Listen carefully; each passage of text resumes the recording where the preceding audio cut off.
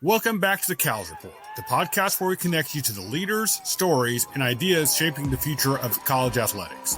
I'm Will Reese, CALS Director since 2011, and in episode 12, we've got two conversations you won't want to miss. First, our big interview with Ole Miss Vice Chancellor Keith Carter on leadership, alignment, and guiding the Rebels through one of the most dynamic eras in college sports. Then, with college football season kicking off in earnest this weekend, a special segment with ESPN's Pete Thamel, college football writer and insider for College GameDay, sharing his journey, his approach to building relationships, his perspective on the future of the game, and a few nuggets to look out for during this upcoming college football season. Thanks for joining us once again for the CALS Report, where the conversation continues long after the event ends. Hey, Will here. Just want to jump on real quick with a couple of announcements. First of all, we are getting closer to CALS 25, our 15th annual Collegiate Athletic Leadership Symposium, taking place in Columbus, Ohio, October 5th through 7th. If you're an invited guest, you want to go ahead and register now, as we are starting to get close to full. We fill up every year. We turn people away. We want to keep it a certain size for intimacy and just for the culture of the event that we've loved and experienced over 15 years. So get on there and register now. Also, go to our website, adsymposium.us, to check out our agenda. We just put it up and it's loaded. Great speakers, great topics. We have over 40 sitting Division I athletic directors on our agenda, lots of practitioners. We have lots of experts. We have Clay Scroggins back with us again, author, leadership speaker, will get us started on Monday morning. Of course, we have national championship coach Ryan Day will be our Sunday night speaker. Keith Carter, who is with us on this pod, will be there with a great session with Ross Bjork and Justin Moore. So Ross with two former deputies. It's just a packed agenda, so go ahead and check that out at our website. Also, just wanted to give a word of thanks and gratitude. This is episode 12, so we have made it through 1 year on the CALS Report podcast. We've had a blast. A huge shout out to Ryan Bradley. Ryan has done such a great job with his leadership of this podcast and also manning the big interview. He's actually featured twice on this month's episode, but couldn't do it without him, and great appreciation for him. Also, for everybody that's tuned in, listened, followed us, subscribed, all that things. Hope you're getting a lot out of it. We have enjoyed doing it, and hopefully it gets better every episode. We'll continue to, and we'll look forward to year 2 coming up next month. All right, with that, we're going to get to our big interview with Ryan and Keith Carter.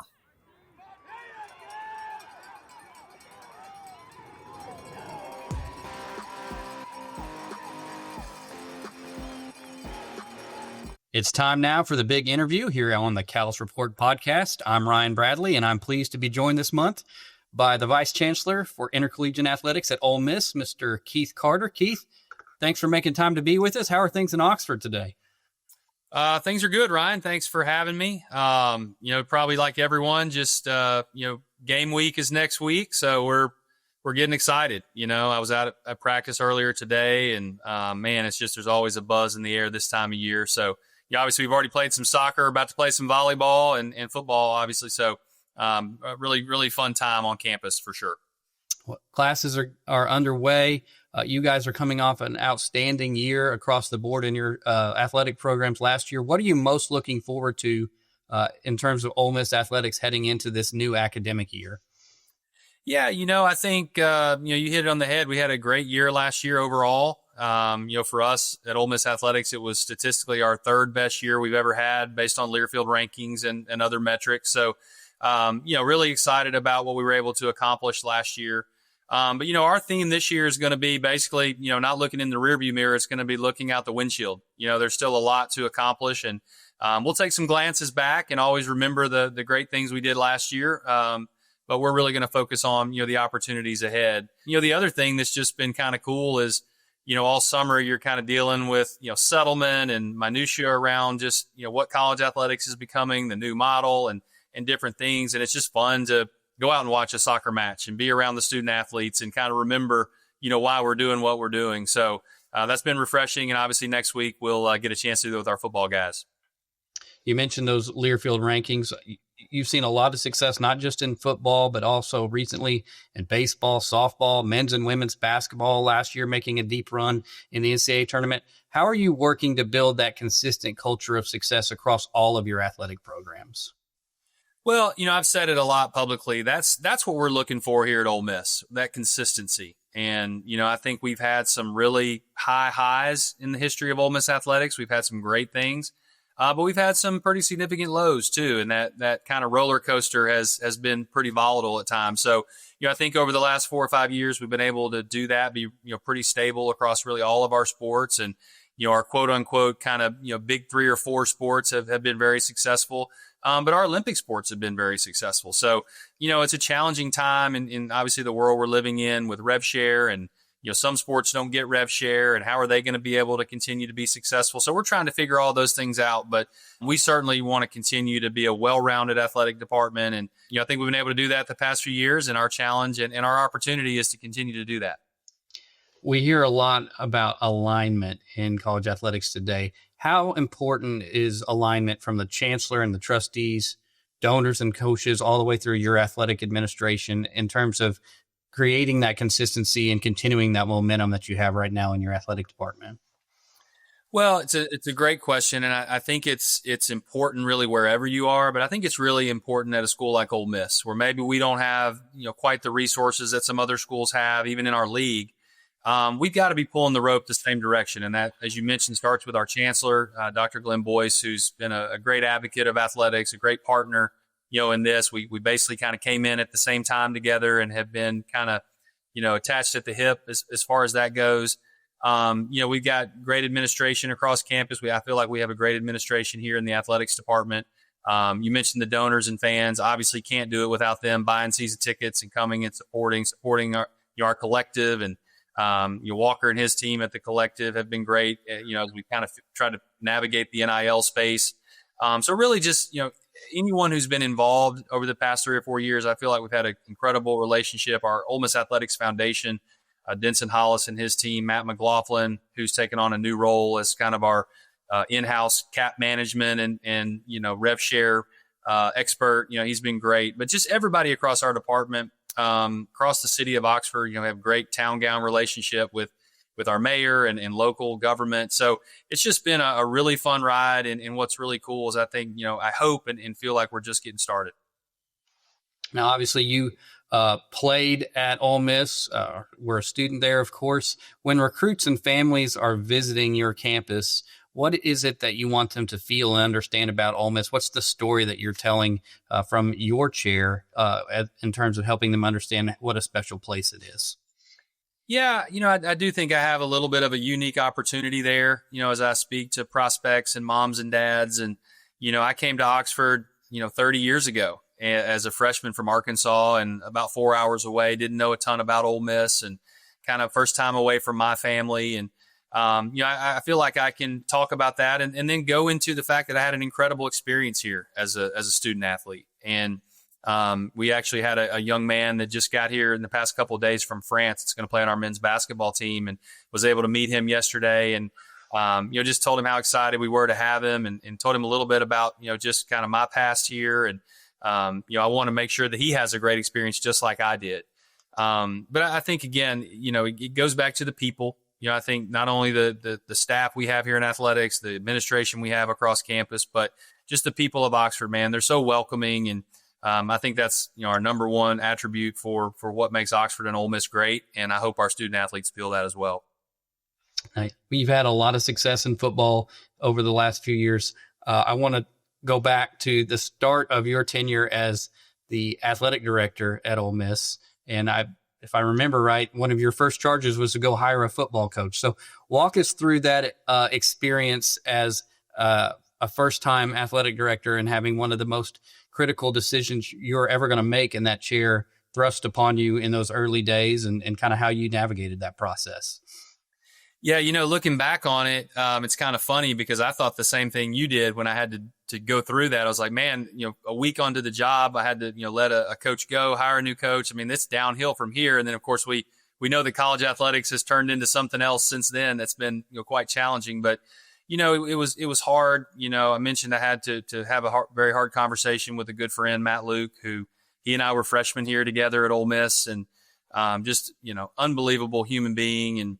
And we just needed some new energy in the program, and you kind of come off of a hard conversation there, but that, the next task is you've got to go find a coach, and, to bring in Coach Kiffin, and knew he was going to bring some kind of national branding to kind of who he was and what he had done in his career. And I think that we certainly wanted to find a great football coach that kind of fit what we needed. But we needed to win the press conference too. We needed to galvanize our fan base and get them excited. And I think we're able to do that. And obviously, his success over the past 5 years going into year 6 has been incredible. So it worked out really well. I think we all know that hiring, whether you're in college athletics or, at a Fortune 500 company, it's kind of a 50-50 proposition at best. But we've been really lucky that, we've been able to make some good hires, and our coaches have been awesome. In terms of football and the success and kind of the growth of that program over the last 5 or 6 years, what are some of the things that you and your team have done administratively to come alongside Coach Kiffin and build the infrastructure and the resources necessary for them to compete at the top of the SEC? Yeah, I think just being totally transparent and candid, we had to change some things. I think we felt like we were running a football program here that was high level, and we were in a lot of ways. But Coach Kiffin brought some ideas and some new way of thinking, and some things he'd seen at Alabama, some things he'd seen at USC and other places he'd been. And so, I think at first maybe we were a little bit resistant. It cost money. It took time. It was different. It was change.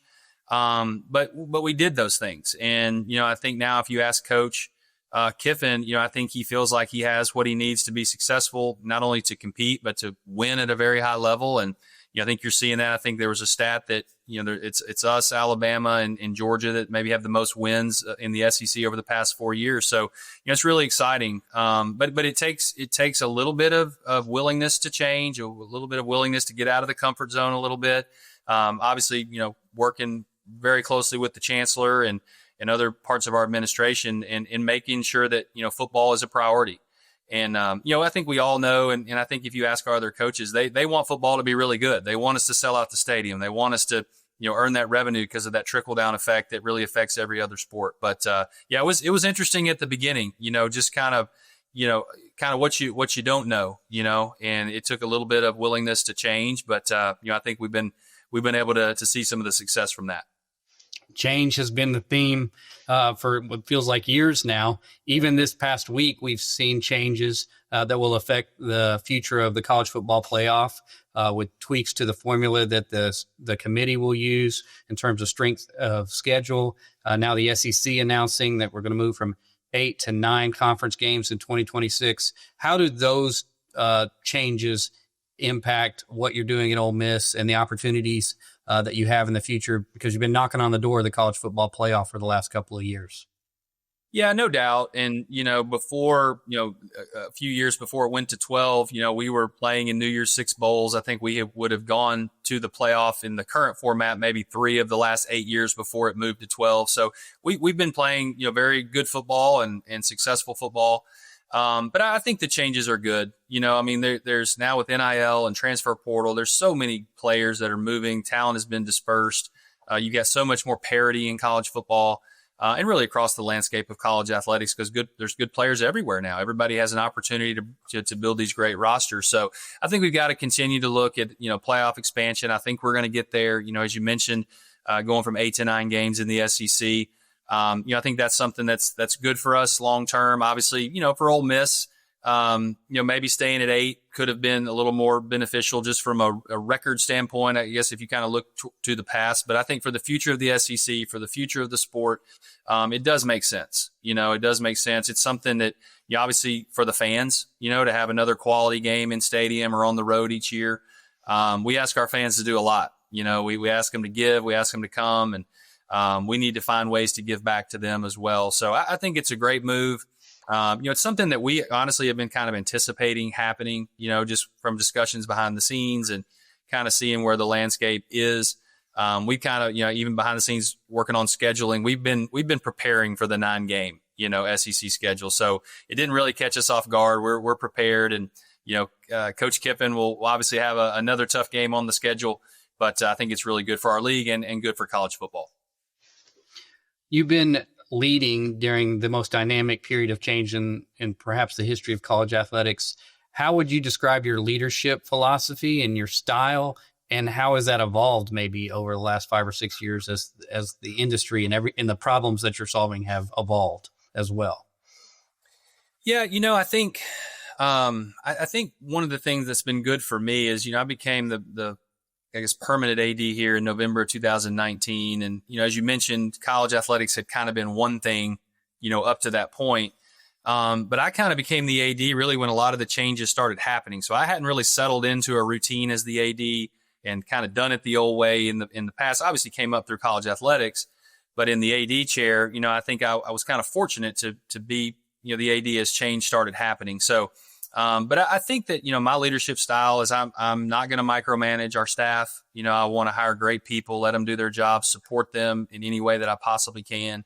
I feel like we've been able to do that. We have a tremendous staff right now.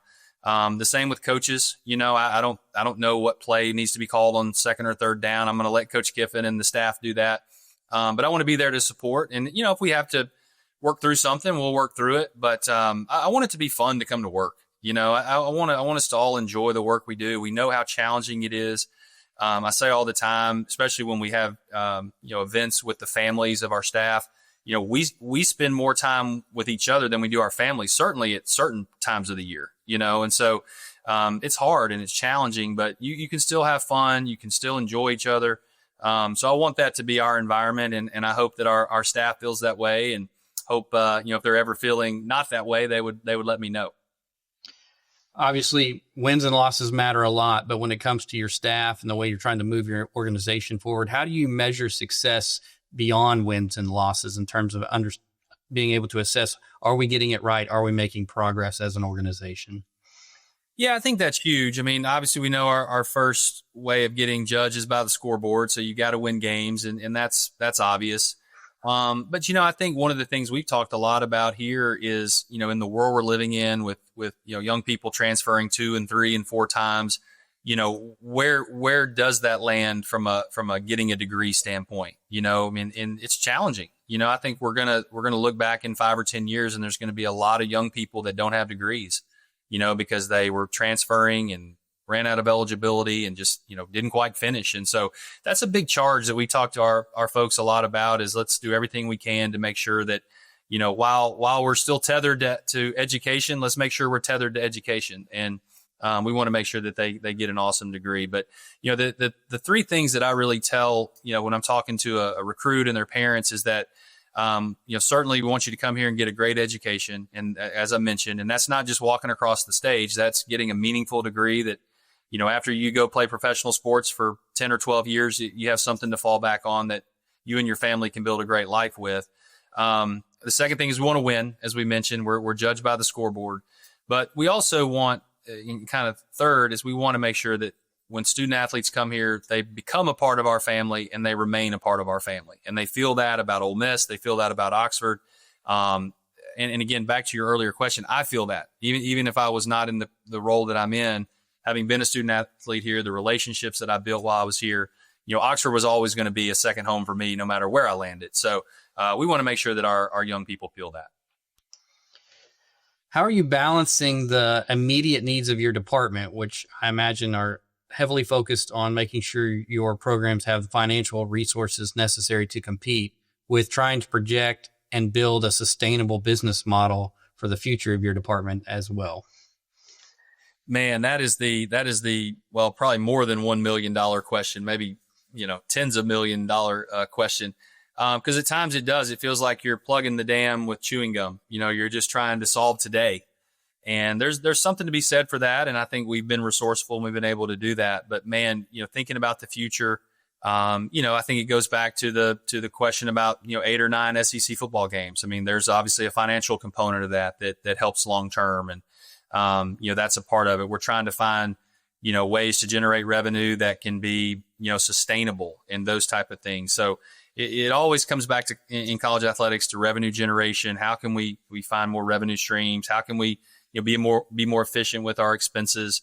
But I do think that in the last couple of years, long-term planning has suffered a little bit because we're trying to, again, plug the dam every day, and the rules change every day, and we're not really sure what we're dealing with. So hopefully we can get some stability, here in the next 12 to 18 months and have some type of model that we know what it looks like, and we can push toward the future. You mentioned, how you had to make that difficult decision very early in your tenure as an AD with the change in leadership in football. And now you've had a myriad of changes over the last 5 or 6 years. As you reflect on your time as an AD, what are some of the challenges that maybe surprised you and things that have stood out to you in terms of, boy, I didn't anticipate that I was going to be thrust into that type of decision-making process, and how have you learned and grown through some of those challenges that you faced?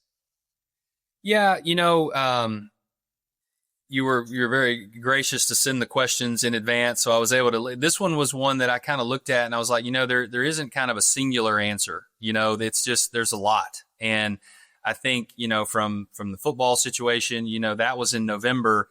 You roll forward to the next March, then that's when COVID hit. Obviously no manual for that, and it didn't matter if you were in college athletics or whatever business, but that was just a very challenging time. But I think, one of the things that stands out to me is, I was interim AD for about 6 months. We did not have a permanent chancellor. They were going to hire that position first and then do the AD search. But I remember vividly, when Ross left for A&M and really kind of the first day that I was on the job as interim, I was sitting around the same table that I'd sat around for however many years, really in the same chair, we're having the same discussion. But when the discussion was over, it got really quiet and everybody started looking at me. And that was just kind of like I remember that exact moment. And I'm like, oh, shoot, I have to make this decision, And so just being in the chair it's different. And, we're ever evolving. We're always learning. I'm going into my 6th year and, still feel like I'm on my first day. You just want to continue to learn and talk to other people in the business and obviously let your staff do great work. But a lot of challenging decisions that have happened and obviously a lot more that are going to happen. You came up on the administrative side working in the Ole Miss Athletics Foundation. There were several of you as young administrators who've gone on to have very successful careers as ADs. Talk a little bit about those influences early in your career and some of the mentors that you had coming up and some of the lessons learned through those relationships. Yeah, it was interesting because I played all 4 years here at Ole Miss with Mike White, who is the head coach at Georgia now, and his younger brother, Danny. I obviously met throughout those years, and little did I know that, however many years later that Danny would hire me in the Ole Miss Athletics Foundation. I was able to work, with him and under him, and then also with Alan Green. It was a really fun time. I was green and naive, didn't know much about that side of college athletics. And so obviously Danny was great. Alan had been in the business for a little while, so he taught me a ton. Kevin White and others, like it just, I've learned a lot about that. Like, don't be afraid to ask questions to people around you, people that have been in the chair for a long time, people that have done similar things that you're trying to figure out. And so, I owe a lot to those guys, just being in the trenches with them here at Ole Miss early in my career. Ross was great to me, as the AD, put me in a position to, make some hard decisions as the deputy athletics director and really, obviously not an easy transition into the AD chair, but, some of the things I'd seen before. And so that was a credit to Ross and others. So, if I had any advice to give to young people that are coming up, don't be afraid to ask questions and build those true relationships because, as you know, Ryan, our world is a small world in college athletics. It seems big at times, but man, it always comes back to a relationship, here and there. Really good. We know the days are long, and the challenging issues just keep coming. What are some of the things that you've done, or maybe some of the habits that you've incorporated into your daily routine that help keep you grounded and healthy and focused as a leader? Yeah, I think it's different for everybody. I like to work out. That's kind of a stress reliever. And I love to get outdoors, hunt and fish. And we're able to do that here around Oxford. So that's something that I'm enjoy doing. But I think everybody, and we talk to our staff all the time, like you have to find some outlet. Of course, I love hanging with my family and kids playing sports and doing all those things. And although sometimes those are more stressful than what we deal with here at Ole Miss. But you got to find that outlet, and you can't be afraid to say, hey, I'm going to go on vacation. Try not to call me. If you can solve it, solve it. And when somebody else is on vacation, we're going to solve their problems. You just have to kind of have that give and take, because our world is hard. It's really hard. It's a lot of hours. You look up and you're working off of, 4 hours sleep, and you got to go on another trip. And it's just a crazy world that we live in. So I would just encourage people to, one, find that outlet, and then don't feel bad about using that outlet. We all work hard. We know it's not 9 to 5, but you got to find a way to recharge. So I would certainly encourage that. It's good. All right. CALS is all about equipping and connecting leaders. You mentioned one thing a minute ago, which was asking great questions. What other career advice do you have for those emerging athletic administrators who are coming up in the industry in terms of how they approach professional development and relationship building? Yeah, I think it's super important, to, again, find some people that, can pour into you, find some people that you can pour into. I think there's always, no matter where you are in your career, you always have an opportunity to lead. And so I think that's important. I tell young people all the time, it's amazing how many requests I get to meet with, folks who are students here at Ole Miss or young people in the business that want to jump on a quick Zoom. And I try to do it. I think it's important. People help me along the way. I want to help them. But what I tell them is, man, just roll your sleeves up, put your head down, go to work. And I think that is, that to me, and some of us that, I consider myself a little more old school in the business now. That's what we look for. We want people that aren't afraid to do anything from taking the trash out to, the most prestigious, task there is.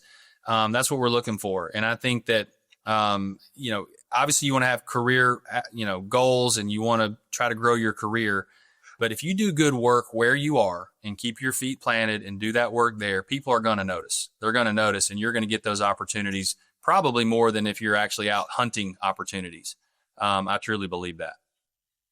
The job has changed a lot since you first started working in college sports. When you think about the current challenges you're facing, what skills or experiences are most important for a leader to possess in order to navigate these issues and be successful in terms of potentially becoming an AD who can handle the myriad of challenges that you're facing today? Well, first, let me just say I don't have all of that figured out. We're still trying to figure that out every day. I think, while our business has gone a little bit more towards rocket science, it's not rocket science, what we do. It's about relationships. It's always going to be about relationships. It's always going to be about integrity. It's always going to be about the core values that we've always talked about. But I do think that, if I had to go back and if I was 22 coming right out of college, I would make sure that I'm educated in finance. I'm educated in business. I'm educated in revenue generation. Those things are super, super. It's all we talk about. It's literally all we talk about now, and trying to find those and stretching a dollar as far as you can. And, I think that's really, really important. So, if you got the hard work, you got the integrity, you got the core values, and you got some business sense to you, I think those are going to be super important as we move forward. You've been gracious enough to join us for CALS several times in the past. How important are events like CALS for industry leaders and those who are trying to come up in the business in terms of building those relationships and continuing to invest in themselves and their personal and professional growth? I think they're really important. I even think we just had AD meetings down in Birmingham the last couple of days, and a little different from your question, but just being around your colleagues and being around your peers and understanding that, we're sitting here in Oxford, Mississippi, we're in our bubble. Sometimes we think the sky is falling. We're never going to figure this out. Well, guess what? There's 15 other ADs that I just sat with that are in their bubble in their city thinking the same thing at times. So I just think sometimes you can refresh. You can say, oh, okay, it's a deep breath. We're not in this alone. But as far as the mentorship, that a CALS provides, I think it's invaluable. I really do. And I think that the relationships you can build, that just the camaraderie you can have. And again, being kind of in a safe space with other kind of like-minded administrators. No coaches there. You get a chance just to kind of commiserate a little bit and talk through some things and, put ideas on the table. I just think those things are really, really important.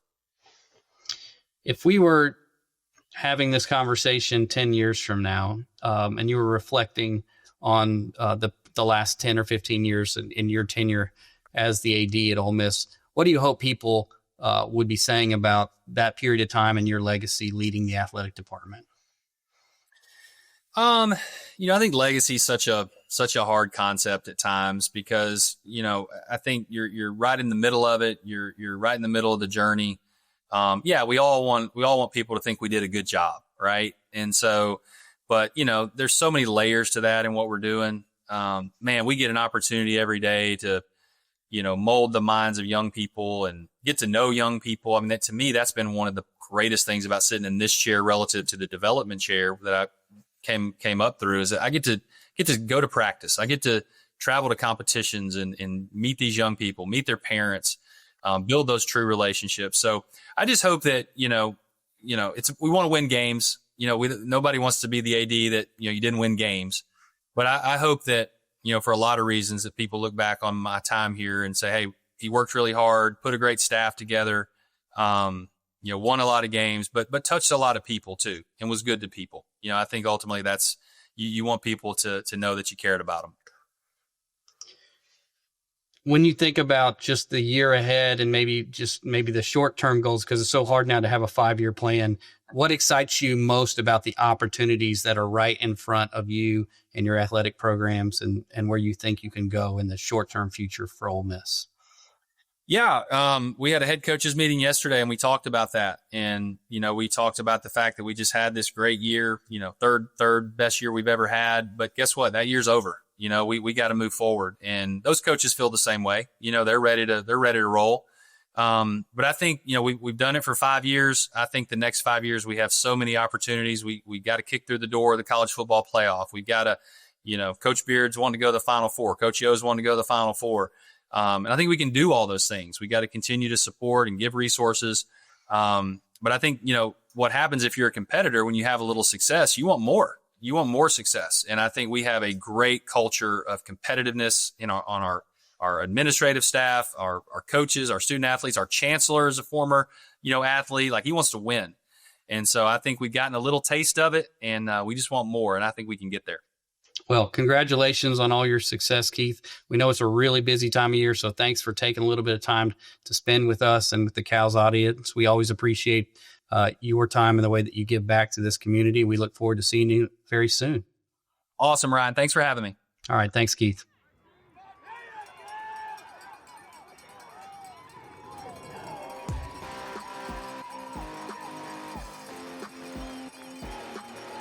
Welcome back here on the CALS Report podcast. I'm Ryan Bradley, and we are excited for a special segment this month with our good friend Pete Thamel, college football senior writer for ESPN and the insider for College GameDay. Pete, thanks for being with us. I know it's a really busy time of year. I hope you're rested up and ready to go as we are on the precipice of another college football season.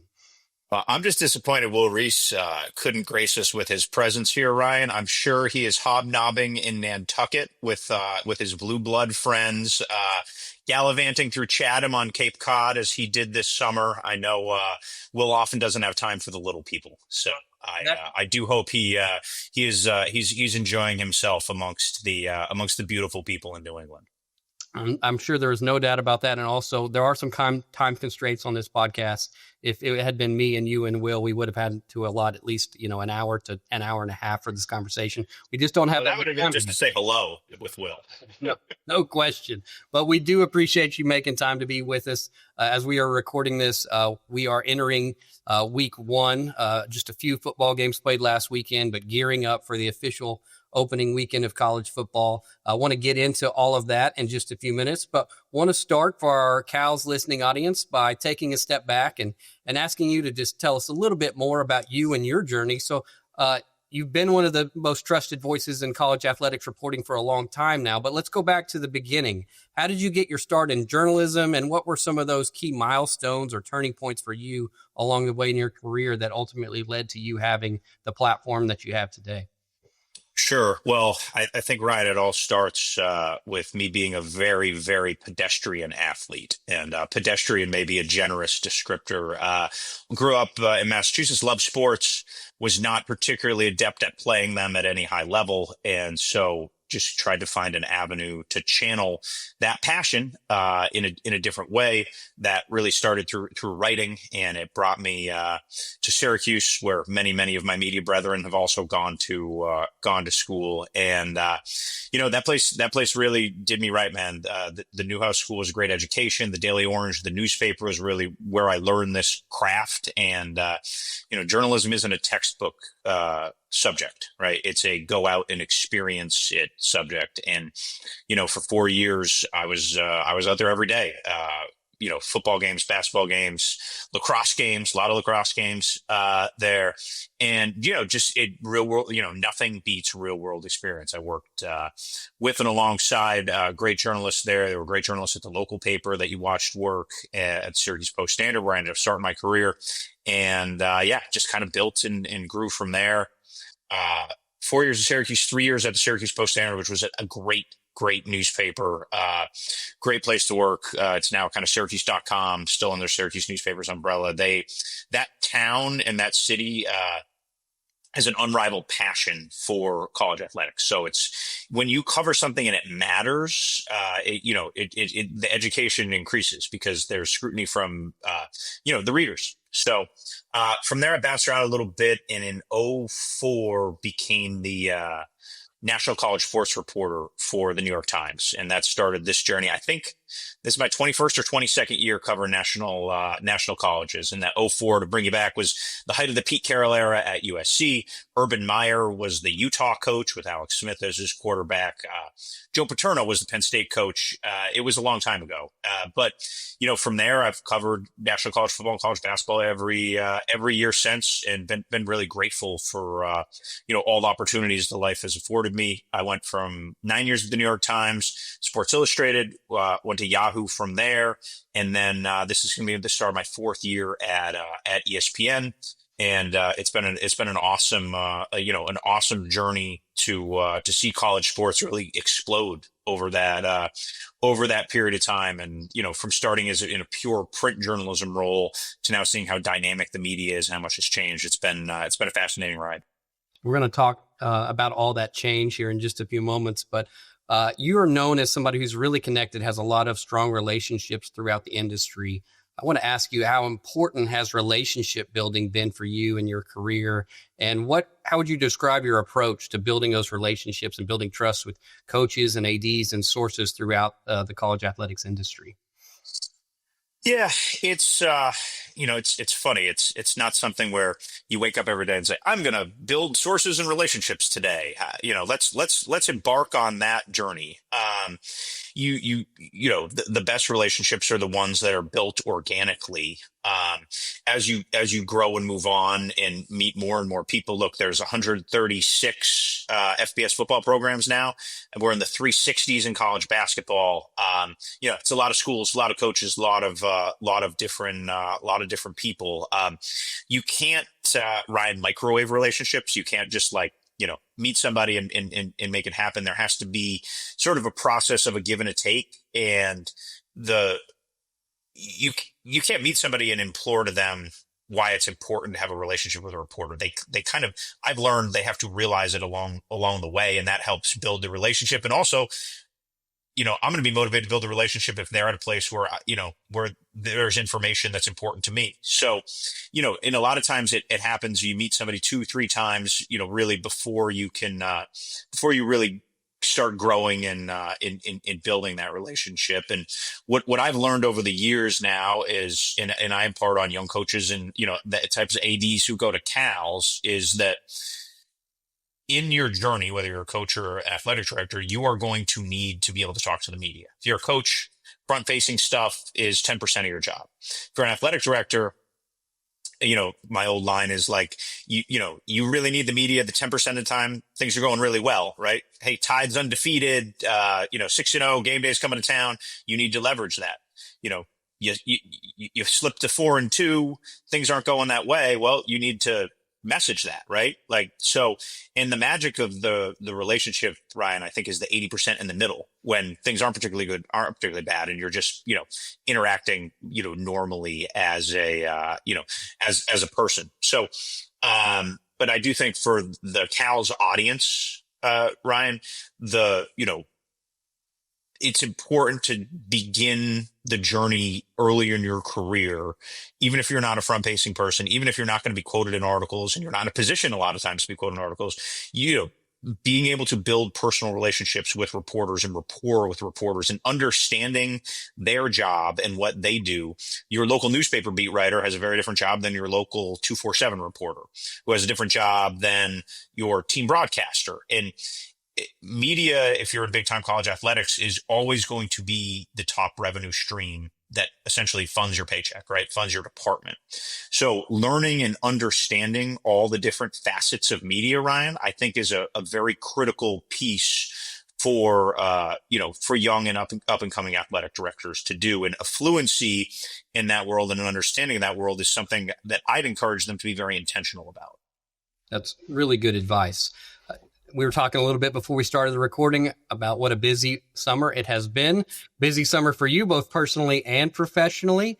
So maybe let's talk about that just a little bit. But also, looking back at the beginning of the summer, we finally got resolution in the House settlement, and then everything. And it seems like 6 months ago. Yeah, and that didn't necessarily bring all of the clarity that maybe everyone had hoped for. When you reflect on the summer, what have been some of the biggest off-season summer developments for you in terms of how you think it's going to impact the fall and the future of college athletics as we know it? Well, the House settlement was a funny thing, Ryan, because an entire $1 billion industry had already planned on the results of the House settlement before the House settlement came. Like, Dan Wetzel, who I work with now and have worked with in the past at Yahoo, has a great line. He says, if you're on vacation in Switzerland and you tried to explain college athletics to just like a random guy you're sitting next to on the train, they'd be like, what are you talking about? Because it all doesn't make any sense. Yes, $1 billion industry is going to have its rules made by a California judge settling a lawsuit that's going to cost the industry billions of dollars. Like that's in no way that, is that logical? If it's the movie script, they throw it out, but here we are and here it is. And now we have a college sports commission to try to do things that the NCAA had failed to do. And quite frankly, that schools have made it hard for the NCAA to do. And it looks like they're going to make it hard for the College Sports Commission to do it as well. So that's been, I think, one of the more interesting developments is Brian Seeley's group. And it's been, I think my years in this have gotten me to be a little bit cynical. I'm from the Northeast, so I'm more cynical than most of the folks we run into anyway. But I think we're starting to see the revelation that what we knew all along, that like a lot of schools don't want to follow the rules, right? Like, if there is that we've been indoctrinated in this business to when rules are built to find loopholes around them, right? Like that's just the way it's gone for years and years and years.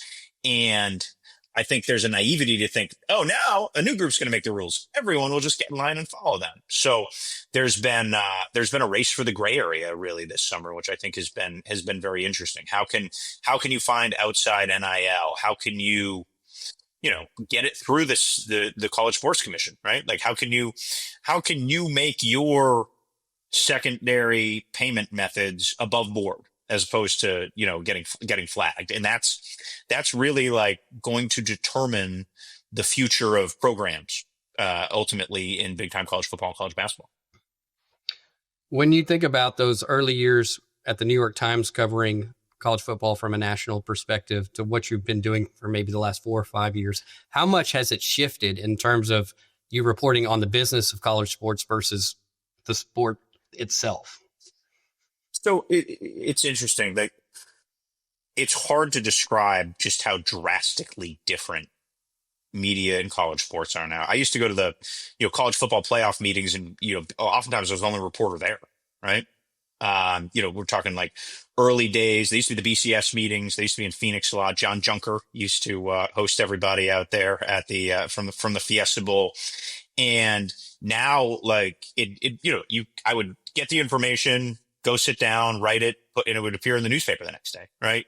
And now it's just this, sprint to have the first tweet, first alert, all that kind of stuff, and it's just wildly, drastically different thinking about those early years. I mean, people didn't know who the stars of college sports were. Like that was part of the reason why, when I was at the New York Times, people were so welcoming, because it was like you are giving people information. Whereas now, the stars of college sports we're following on Instagram when they turn 14, and there's documentaries around them. It's just the way college athletics are publicized is just radically and drastically different. And that's, the rise of the internet, the rise of social media.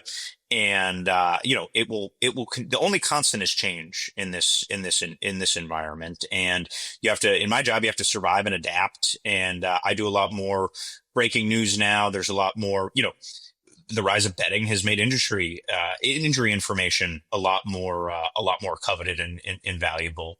So, and that's part of my job on College GameDay is to give updates on that stuff. And now we're seeing even the injury stuff being, the injury information being put up by the conferences now, which, 5 years ago would have been unheard of. And we've started to see the trickle of that go through. The Big 12 just put out their first injury report for Armageddon over in Ireland and things. So yeah, the way college sports are covered, it just couldn't be more different.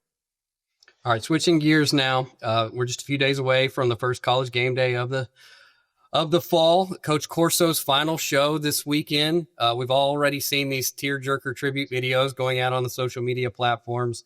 What else do you have? The documentary, Ryan? Have you watched it yet? Have you watched the documentary? I have not got to see the documentary yet, but looking forward to it. You should watch it with your crew. This is not like I have an ESPN hat and I want to recognize that, but if I didn't have an ESPN hat, it is a wonderful, rollicking walk through the history of college football the last 40 years, right?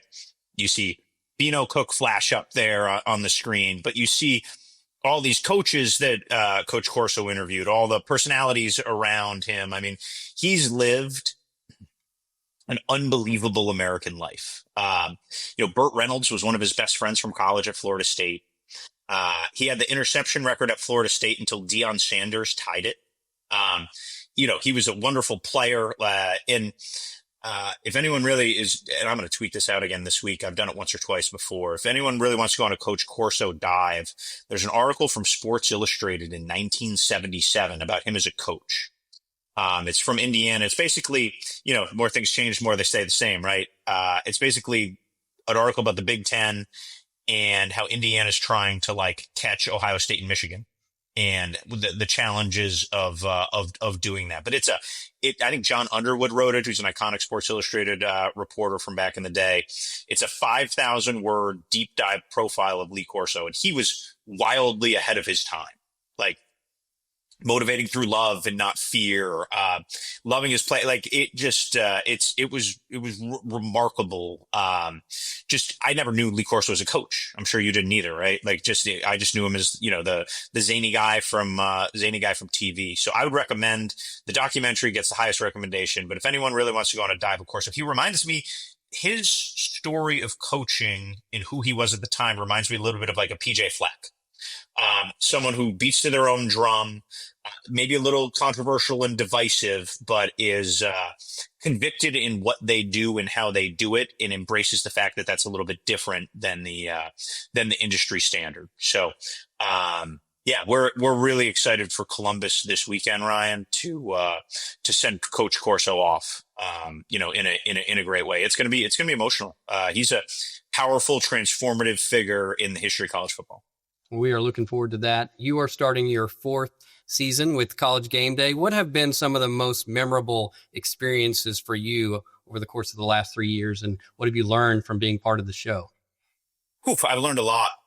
it's hard to be good on TV. And, my indoctrination to it was live TV in front of thousands of people and then millions of people watching at home. So grateful for all the people there, especially behind the scenes, who've worked with me on becoming a better television reporter. It's been energizing at this stage of my career to try to learn a new skill, right? Telling stories on TV, reporting on TV, and it's been a good challenge to face. College GameDay is a juggernaut. It's a machine. I'm happy to be a very, very small part of that juggernaut and in that machine. And I don't think the people that watch at home really appreciate the true behind the scenes that make the circus happen. You've been backstage at GameDay, right, Ryan? I mean, you've seen the infrastructure, the setup, the logistics. I mean, it is to move it from Tuscaloosa one week to Norman the next week to Eugene the next week and have everything run smoothly takes some of the best logistics skills and operations people in the country. And we have awesome people behind the scenes. And then obviously the on-air folks, start with Reese Davis, right? It is very difficult to be the lion tamer in the GameDay circus. And he does a wonderful job with that. And really genuinely loves the sport of college football. Deep, he's Alabama grad. So I see you smiling and shaking your head.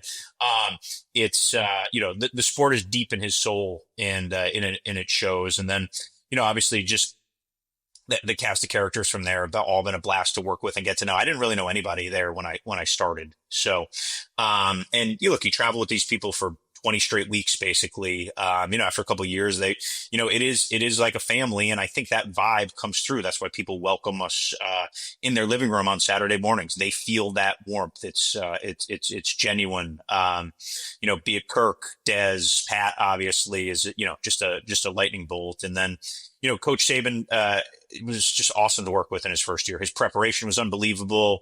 And, he certainly, Ryan, grasped the vibe of the show and adopted to that. It adapted to that, I should say. And, it's a lot of fun to see him put on the costume at Penn State, right? Like that's something that, I'm sure people in Alabama weren't, that side of him, he kept guarded, but he's been such an authoritative addition, to what we do. And, he keeps everybody on point now. Like, in meetings, nobody's late. Everybody's backs up straight. He's still got an edge, and it comes through in his preparation and his passion for the sport. Really, I think also really comes through as well. Yeah, that being on point, not surprising in the least, but it has been really fun for those of us at Alabama to watch how much he has enjoyed being part of the show. And you touched on just the camaraderie. It translates through the TV that the people involved with this show really enjoy being together and doing the show. We know it's a lot of hard work, a lot goes into it, but I think part of the appeal is just how much the people working on that show enjoy that. And I assume that's been your experience, is that is part of the magic that makes it happen.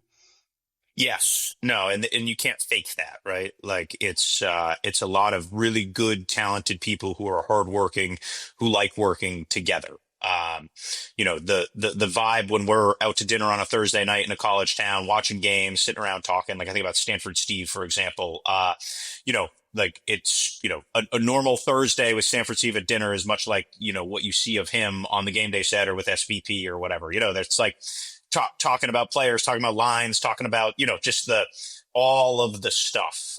And one of the cool things about GameDay is like people care about Alabama, Ohio State, Notre Dame, USC, but they also really care about New Mexico, James Madison, every level of the sport. It resonates through, and there's a passion for all of it. Yeah. You'll get convicted Tulsa takes, from the office. It just shows that everybody really follows and cares about the sport at every level. And I think one of the things that the GameDay tries to do is honor the whole sport. Right. We just don't talk about the big brands. We also incorporate all of the zaniness of college football is what makes it great. Right. You have Farmageddon and you've got the U and you've got Seattle. Like it's all, from coast to coast, from every type of school, private, public, farm, inner city. Like you have a little bit of everything. And that's what makes it special. Yeah, and it's been cool. Even however many years we were into College GameDay now, we're still looking for new places to go that we've never been before. And we've seen that in the last couple of years, a concerted effort to get to some of those places. It's always really magical when you guys are live on a scene for the very first time. Thinking about along those lines and looking ahead to the fall, what are a few of the storylines that we need to watch for that you think could surprise some people in terms of the year ahead? Yeah. I think just one of the big picture things about this season in particular, Ryan, is that we're in a golden age of college quarterbacks right now. Two years ago, the first round pick record was broken for quarterbacks in the NFL draft, I believe, was 6. And I'm not saying that record's going to be broken again, but it should be tested. There's a lot of high-end college quarterbacks right now, Ryan, that I think are really going to shine. Obviously, Arch Manning has demanded a lot of the attention, but when you look throughout the Big 12, when you have Sawyer Robertson and Josh Hoover, we saw Avery Johnson and Rocco Beck, in a little bit of a gunslinging battle over the weekend. You go up and down through the ACC with Carson Beck, at Miami right now, and obviously Cade Klubnik. I just think there's the quality of high-end quarterback play in the sport has never been better. Last week, we had some news. The SEC finally making the decision to go from 8 conference games to 9 effective 2026. The college football playoff expansion talks are ongoing. Where do you think this is going to land in the near term regarding both access and format and some level of consistency across the major conferences in terms of how they set things up moving forward and trying to have some level of consistency in terms of what the format is going to be for the college football playoff? It'll be fascinating. We'll know in the next few months, but I do think there's a stalemate. We end up at 12, or people link arms and we end up at 16. I think that's if we were to distill it to a short version, and there's a million variables, between selection process and the committee and such, that we can go down all those rabbit holes. But I think that's what we're picking between right now, and we'll see as people push forward where it ends up landing. I want to ask you, from your perspective, the overall health of college football. How would you assess it, and where would you encourage coaches and athletic directors to focus their energies in terms of just trying to assess where we are, how we can make it better, and how we can, you keep hearing this word sustainable. How do we make it sustainable? What would be your words of wisdom in terms of controlling the things that we can control on the university sides to try to get this to a more solid place? Sure. I think that when the foot hits the ball, the sport has never been better. It's never been more popular. I don't think it's ever been better played. I just think the actual sport of college football is in a golden age right now. As for what can be controlled, my advice to young administrators would be learn how to raise money, because it's not going to get cheaper to do this. And even the efforts to cap and rein in are not really going to work. So it is an arms race. It's always been an arms race. It used to be an arms race with stadiums and weight rooms and waterfalls and all that stuff. And now it's just an arms race for cash. That's what it is. And an embrace of that, and understanding of that, and a focus on finding revenue streams and fundraisers and fundraising is ultimately what's going to be the path to surviving and thriving in this dynamic environment. You mentioned the quarterbacks as maybe one of the themes for this year. What are some of the other themes or things that you're looking forward to heading into this college football season? Beyond just stop talking about all the off-field things and being able to focus on the games themselves. Sure. I think one thing that's interesting about this year, Ryan, is that we're pretty much out of COVID quarterbacks, right? So what you're actually seeing is a lot of new starters getting the opportunity. I think it's 5 or 6 of the starters in the top 10 are new starters. You got Carr at Notre Dame, obviously Ty Simpson, where you are, the 2 starters in Ohio State, Texas, Arch Manning. Not sure if you've heard of him, Julian Sayin. And I think there's just not as many veteran guys to come in and take those jobs right now. Though I will say Maverick McIver, who played for Western Kentucky this year, is a 6th or 7th year senior. He's been around so long that he committed to Cliff Kingsbury at Texas Tech. We have Zach Calzada playing for Kentucky, who is a 7th year senior who entered college in 2019. So there are still a few of those guys remaining, but for the most part, we're going to see some new blood. And I think that's going to ultimately create some uncertainty. Obviously, everybody ranked in the top 10 to start the year doesn't finish there. And if those quarterbacks have growing pains, and the extent of the growing pains, we'll then be able to, we'll ultimately chart the trajectory for those programs that they're in. But I do think that has added some nice variance to this season. And look, last year at this time, if I told you that Arizona State, Indiana, and SMU would make the playoff, you would have got me drug tested, right? And I do think one of the cool things about this new era is that there might not be 3 shocking teams, that I don't think would have been ranked to start the year now. I mean, SMU almost lost in week 0 to Nevada last year. So I think that unpredictability is really healthy for the sport. And I look forward to see who rises up and surprises us. Got time for maybe one more question. I want to gear this one towards the CALS audience, which is primarily those up-and-coming aspiring athletic administrators.